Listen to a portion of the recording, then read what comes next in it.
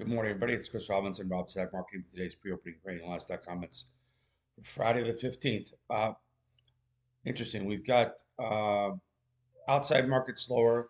Now, we're coming off of all-time highs in the stock market, but uh, the Dow's down 500 points, the S&Ps are down 80, the Nasdaq's down 500. But again, that's the day after all-time highs, so you have to take it with a grain of salt.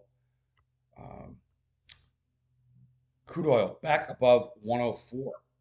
Hit 105.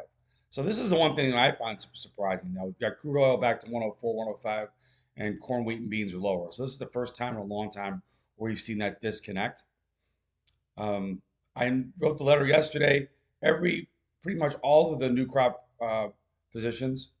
If you look at the yearly rally, yesterday's low was basically 25%. We gave back 25% of the entire year's rally. So this morning we're a little bit lower as well. We've got D's corn down at 86, down a nickel. We've got Novi beans down 12 at 11.71, retesting yesterday's low.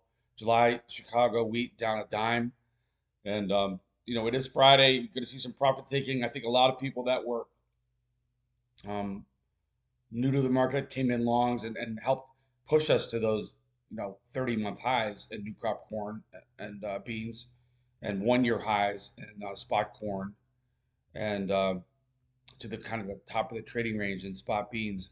A lot of those people are getting out, really what it comes down to. So we're going to have to try to see if we can search and find some support down here. If you look at July beans, there's a lot of congestion at 11.75. We've been here for literally, I'd say, 2 solid months now, 8 weeks. We've traded between $12 and 11.75 multiple times. So we're back down here in that trading range. Is there still downside risk? Yeah. I mean, there's always downside risk. So if you've got unpriced grain, make sure you maintain your defensive puts. With the wheat, the wheat tour continues to go lower, but you've got KC down a dime now, and you've got Minneapolis wheat down, let's see, down 8. So all the wheat's down 8 cents to 10 cents overnight. And again, it could just be the overnight markets. We'll see where we settle today. But Friday's settlement is very, very important. No two ways about it.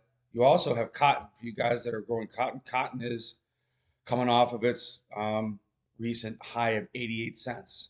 So again, it's just normal correction. It feels like it. It doesn't feel so good if you're long and don't have a downside protection.